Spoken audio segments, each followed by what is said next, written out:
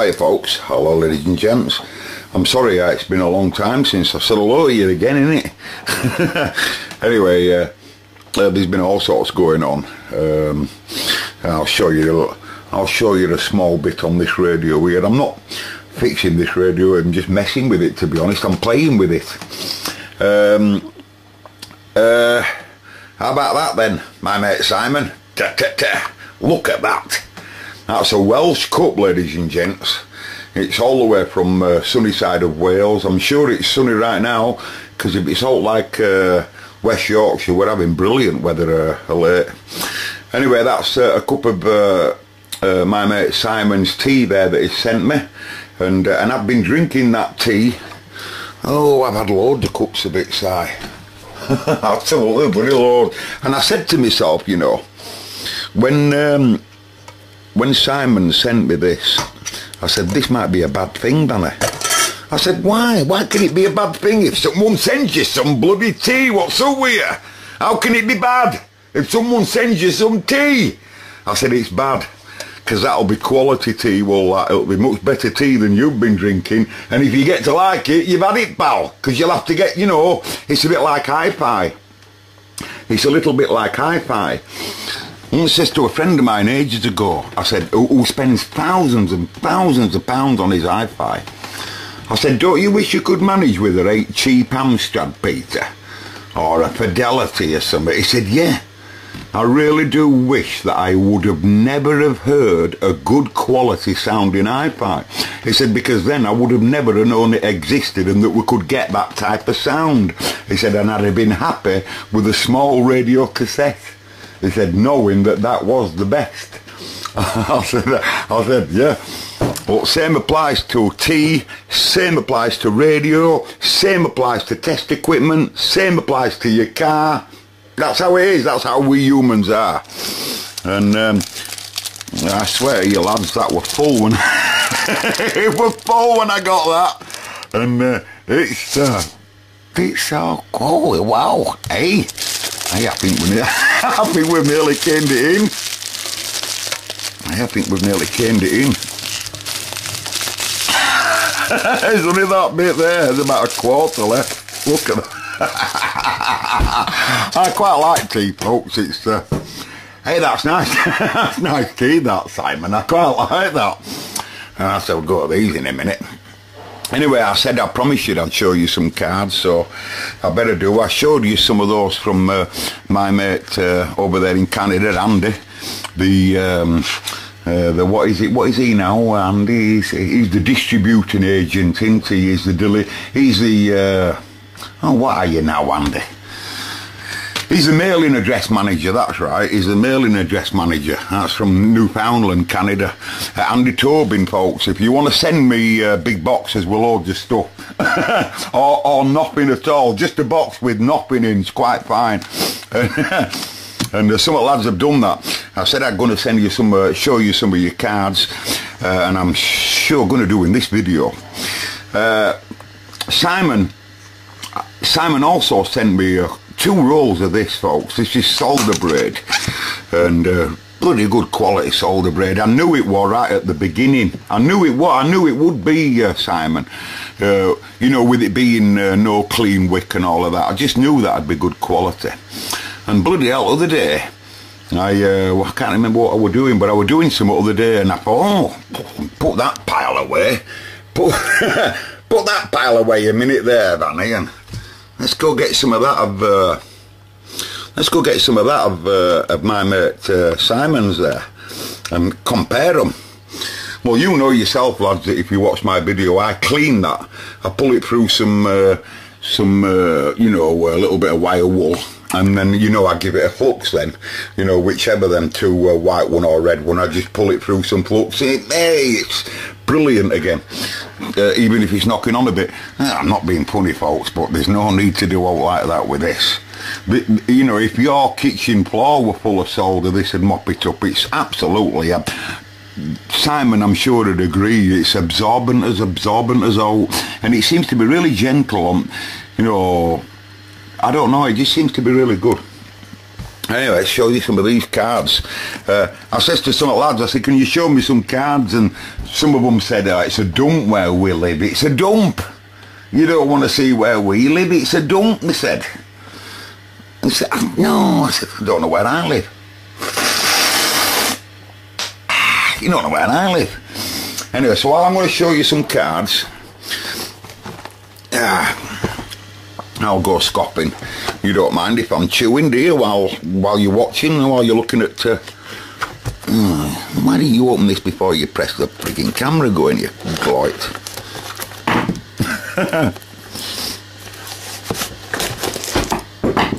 Now these are what some of the lads sent me there. My mate Si again. Oh, he sent me a big box, folk, did Si. He knows we've no food in West Yorkshire.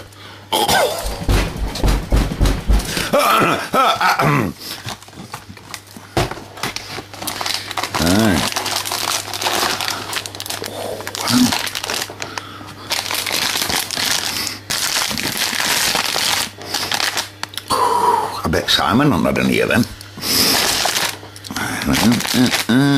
Excuse me, stand by, I can't. Stand by.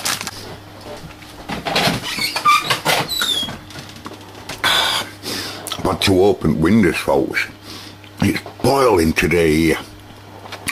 What time is it? 4:20.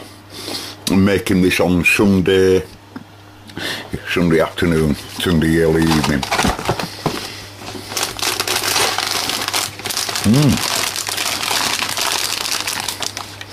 Look at that. Bloody hellfire, there's a screwdriver in it. That's brilliant, that. Hey, they're nice of them. It's like a, it's not like I expected it. I expect it to be a soft toppy. You know, a vanilla fudge is soft, isn't it? I would have thought fudge is like, it's like a soft toppy, isn't it? But that's not the case, folks. It's a bit more like a toppy. And very tasty, very buttery. It is quite soft, actually. Beautiful, that. Oh, we'll get rid of that all right. There's no time and that'll be gone, that. Right, here's one from my mate Sean. Sean that sent me this multimeter here. My mate Sean sent me that ages ago now. I'm very grateful to the lad. Thank you, Sean. I set his radio up for him, folks. And he sent me that. I told him I didn't want no for doing his radio. He didn't have to send me that, but he sent me that, did my mate Sean. He's laying it lovely, that. And he said it's a dump. He said it's a dump. He said it's a dump where he lives. That's a sewage. That's a sewage works, fault. Right. Probably slightly smelly. You're bloody mad at you, Sean. He said it's a terrible dump, he said. He said it's a bit of a shithole, fault. And he said, to watch television on an evening, he said it's not as bad as you think because they just get down low. He said it's not that bad for drafts, you know, it's not that bad. You know, a bit of a swine like when you sat up on top on couch brushing your hair or something. Watching folk going past, he said it's a bit of annoying. Looking in, you know, what you're doing when you get in the shower and stuff, but, you know. Anyway, that's how, that isn't outside Sean's house, that is Sean's house. And, you know, that's how it is. Anyway, I want to show you something, stand by. Now look at my edges again. Not too bad, are they? Well, I've been into the competition, folks. This is from my mate Fred. English Heritage Edge Society, as you can see there. A Silver Award 2015. And if you take a look at some of these edges, folks, there he is there, is it Earl Spencer? It says here the winner, Mr. Cobra Man, look. Right, and this is really, really good good printing is that, Fred. That really is absolute spot on. Now, I'm not the cop. That's not me, folks. Now, is that the Earl Spencer or something, whoever? Dear Mr. Cobraman, we are pleased to inform you that you have won a silver in our 2015 National Hedge Competition. This year's Gold Award was won. This year's Gold Award was once again won by the Earl of Dagenham, Sean Pierce Ravenswood or something, OBE, for his splendid display as his Kent stately home. His lordship is shown in the front of the picture. Okay, now I only got the silver, folks, so it's not that bad, is it really? When you actually look at when you look at the size of some of them. I mean, you know, how would you do that? God, that is something else in it like that. Can you imagine planning that? Right, this is what I'm going to do. And then you've got all them guys at back there. And take some shape in them. It's a bell of that, innit? Look at that. Yeah, that's wicked as that. I'm telling you, Fred, that's a belter. Look at that. Bloody hell. How do you do them? How do you do them? You know, if you weigh him up at the side of the ladder, the fourth run there. Well, he's, you know, he's not far off. If he gets much higher than that, it's coming into a tipping point at the ladder, you know, if he's not too careful. So, he must be doing them on one of them IABs and, you know, a cherry picker type thing, mustn't they? Brilliant, that, Fred. Here's another one from where Fred lives. Fred actually did tell me that, you know, there's a lot of, you know, in Albions, you can imagine it, you know, a lot of historic buildings, and, you know, I mean, Fred did actually say that there's a lot of churches, really, not a lot for him to pick from. But I can tell you, folks, what's amazing, I'm not a religious person, but what always amazed me about buildings like that is the work that went into them. You know, some of these archways, etc. You know, the craftsmanship. I'm not joking. It's really, you know, I mean,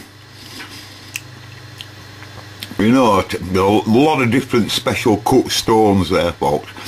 And I reckon a good 100% of the trade of stone masonry to that sort of quality would be lost today. You know, if they were to build that building today, well, they just wouldn't build it, I don't think. It just cost too much to build. Right. And then I'll read that one for you, let's get rid of that. Dear Mr. Mark there, wishing you warm greetings from St Albans, Hertfordshire. Thanks for all the videos you have made over the years. We enjoy them all, apart from the fourth one, he said. I'll find them all amusing and educational. Take care though, mate. Your YouTube friend, Fred. And he's right in that little shed. Well, I haven't got many more to show you. Fred wanted to show me another angle there of his room. He was tidying up at the time, and you can see pallet there. That pallet's not going to go to waste. That's going to warm them up over the winter period. But you can clearly see there he's adding extension work doing. You know, and things are moving on. I think he's actually changed his skip at that time, and it's looking nice. Fred. You know, you're getting there. You get in there, Fred. You know what amazes me, Fred, is that you never got no scratches on it at all. You're brilliant, that old pal. Yeah, absolutely.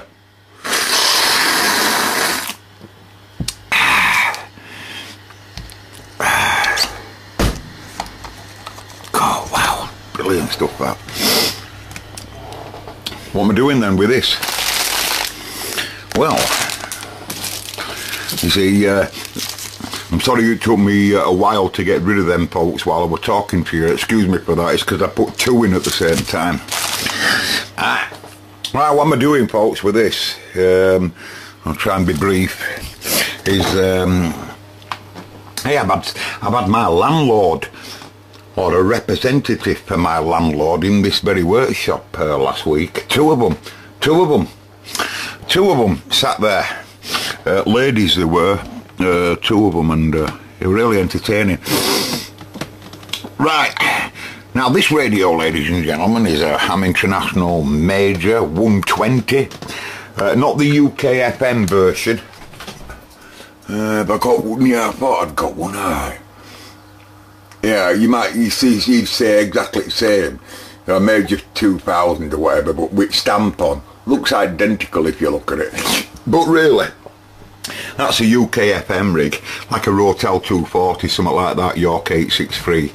And this is just the AM original version, you know, the one that's interesting. Anyway, in this radio was originally designed as a 40-channel radio. This particular radio, not this exact one, but this were one of the radios that when I was younger, as a kid, I literally pulled it apart, and I just had to learn how it all worked. You see, this radio were quite a special radio to me, not this exact one, but this chassis. And that's because it was the first radio, the first chassis, that I really learned how to make it do all kinds of things. And it was the first one really I started really electrically playing with.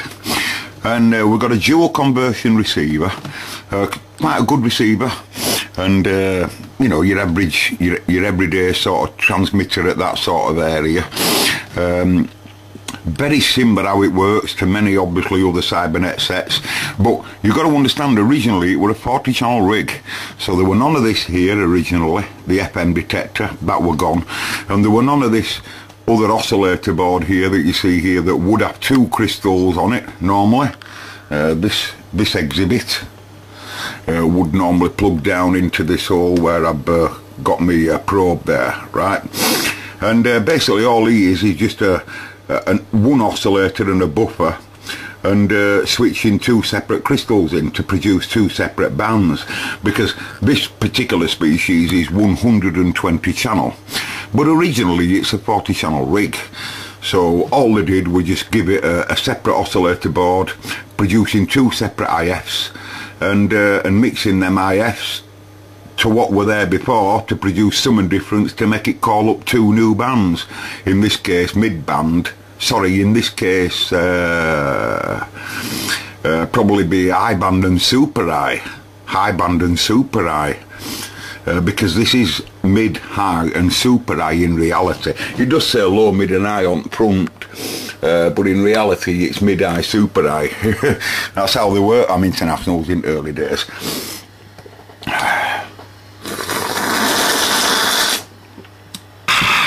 Sound effects are getting really good for you, aren't they, folks? Right, so what I'm going to do today, I've got the animal on channel 59, and we're just going to look at that injection, that's all today. What I've just been looking at is the injection.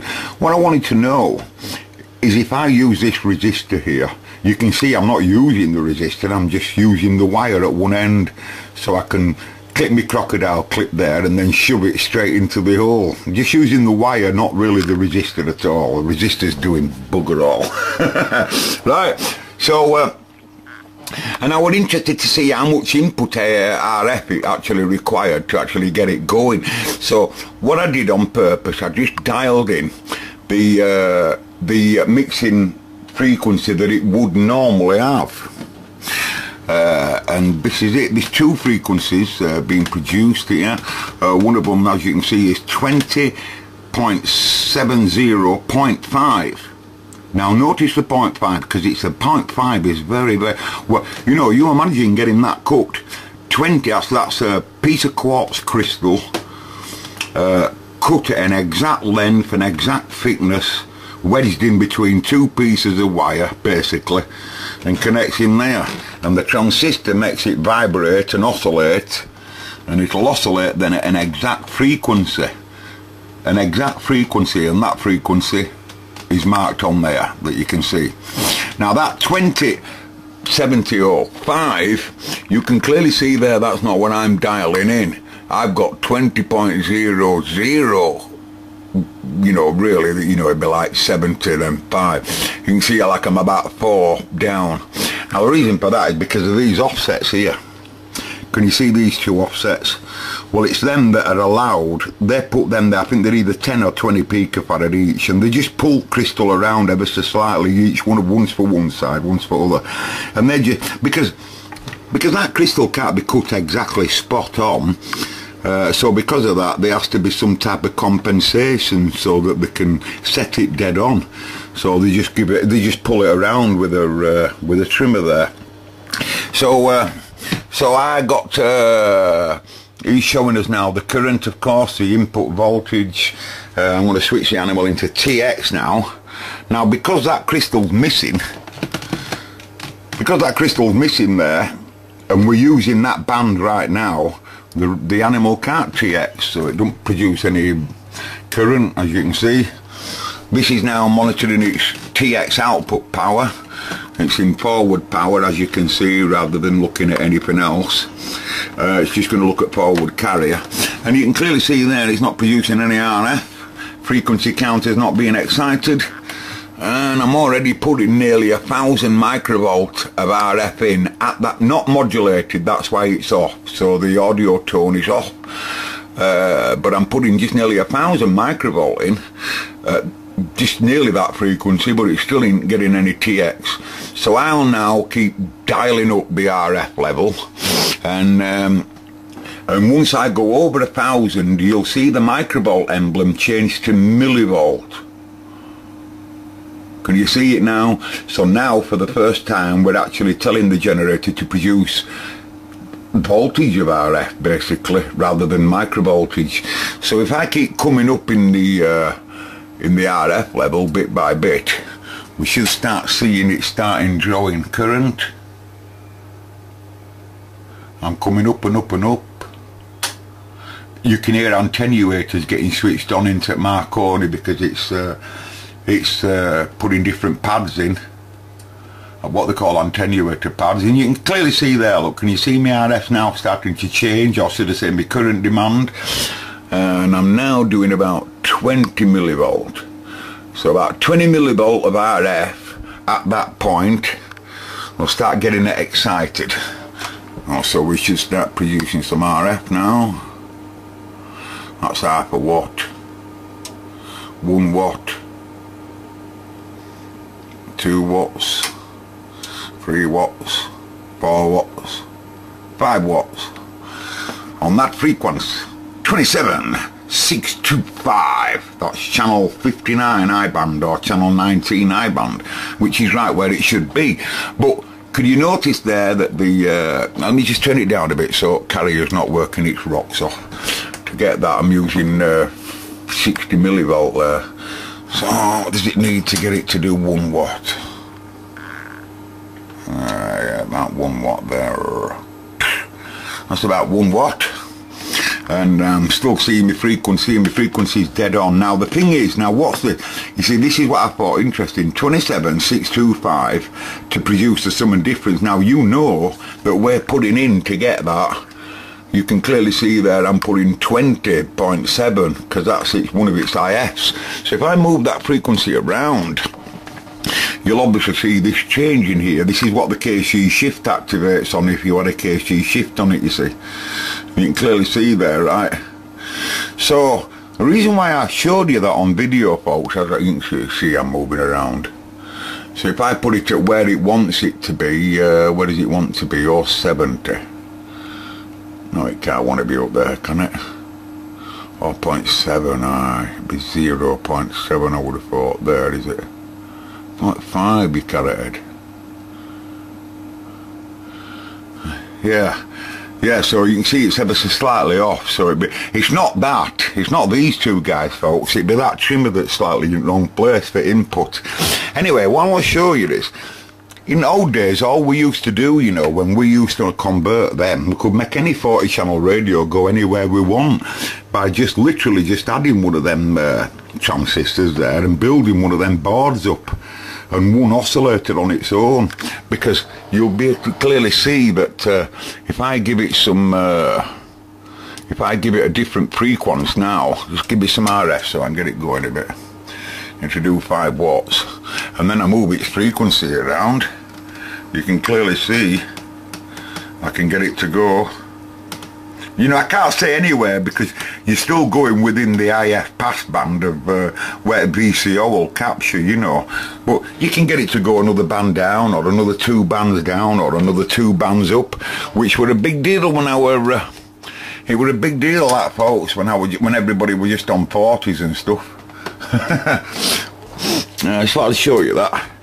And anyway, I'll pull out, folks, because I don't want to bore you for too long, but I just want to say thank you. Also, I got shock in my life lately, because I put my radio in card. As you know, I don't have a radio at the moment in the house. I do have a radio in the house. I don't have an aerial up in the house.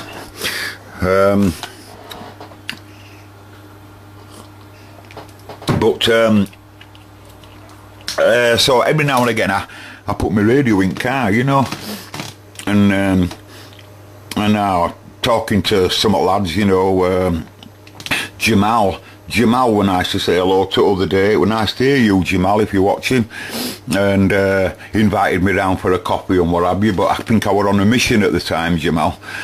You have to come round for a cup of tea, he says. Well, I don't think he'll have tea like that, will he? Jamal, you won't have tea like that. Yeah, but I will, Jamal, one day. And I must get on to you, Jamal, because you just made a comment on the ALC video, the no ALC on the Cobra 148 video, and I could come round and give you a bloody good hiding for your comment, Jamal. Because Jamal wrote and said, just stick a power mic on it, Mark, it'll be fine. Well, you're not listening to the words I'm saying, Jamal. It won't be fine. You put a power mic on that radio, Jamal, and it'll be overmodulated on SSB. It won't be right. You cannot just ignore the ALC. It's there for a reason, Jamal. So when I do come round for a cup of tea, Jamal, you're going to get a good hiding first. For not listening to the words that I say there, right? So, Jamal, you're in for a bloody good hiding. Also, Paul, a lad called Paul, folks, wrote to me a long time ago and asked if I wanted a spectrum analyzer, free of charge. I'm telling you, I don't care whether you believe me. This lad wrote to me and said, Mark, I've got a spectrum analyzer. It's an old animal. It's an old Marconi animal. But he said, I have no use for it. And he said, even if you want it, he said, you can have it free of charge. Now, ain't many folk give whether it be an old specky or what, but there ain't many folk that do that, is there? Well, I was a bit blown away by that, and I said, Paul, you can't just give stuff like that away, and I didn't really know what to say to him, really. Excuse me. And anyway, a few months passed, and Paul mentioned it again. I still didn't know what to say to him. I were on my radio. Was it yesterday, Paul? I think it was yesterday. Saturday. You must have come over on Saturday. Paul lives in Liverpool area, folks. Cheshire type area, Liverpool, you know, still comes under the Lancashire. Me and Paul were talking about that. Anyway, the point being is I'm talking to lads on radio like you do, you know. Getting verbal diarrhea from lads. They all want to come round and give me a bloody good hiding. I've told them I've moved and I now live in a tent in Sherwood Forest. So they're looking for me. But the point being, right, this lad's calling me I'm mobile in my car, I'm actually driving, and this lad's calling me, I didn't recognise his voice at all, and he's mobile in his car and he's shouting me as though he knows me. I've never heard him before, my voice recognition, didn't even recognise him. Next minute he's telling me, it's me, I've been trying to give you a spectrum analyzer, he said, for months and months, and you just ignore him, and he said, and I'm trying to give you a spectrum analyzer. Oh, it's you! I said, it's you! I said, whoa! I said, I don't know what to say to you. I said, I don't know what to say. Anyway, he explains to me, folks, there's this Paul that he lives in Liverpool area, but him and his mates or whatever has had a ride over to Yorkshire area, just to have a ride over here, that's all. Nothing to do with me, I don't think, but just to have a ride over in this area. And anyway, we ended up bumping into each other. Quite amazing, really. And anyway, we're going to see if we can sort this specky out, folks. We're going to see if we can do something with this old specky. I just don't know whether I've got the room for it. It's bigger than that. It comes in 2 units. You've got your screen part. It's made by Marconi, but it's an early animal, folks. But I'm sure we can do something with it, but I just don't know where I'm going to put it, you know. But it comes in 2 parts. You've got your screen part, and then you've got your I don't know. Paul says to me, he says, I don't know how to use it, Mark. I said, you would think I do, pal. You think I do? How often do you think I use a specky? Anyway, so waving an hand, lads, right? As soon as I get something that's worth telling you regarding business and stuff, you know. Oh, it's a nice big bumblebee flown in there. Big fat hairy bumblebee. As soon as I get something to show you, I will. May the force be with you all. I love you all, apart from you. I don't like you. That's you, whoever you are. I don't like you, but yeah, Jamal. Yeah, let's pick on Jamal. Jamal just said I can put a power mic on that. So can you get on to him, folks, and tell him that you can't override the ALC. The automatic limit control is to stop you from overmodulating. So everybody go to 77 Obendon Way. That's where Jamal lives, and I want you all to bombard him with sweet wrappings. Just send loads of sweet wrappings to him with ALC wrote on. That's stupid, that. Can't you think about better to say? Yeah, goodbye.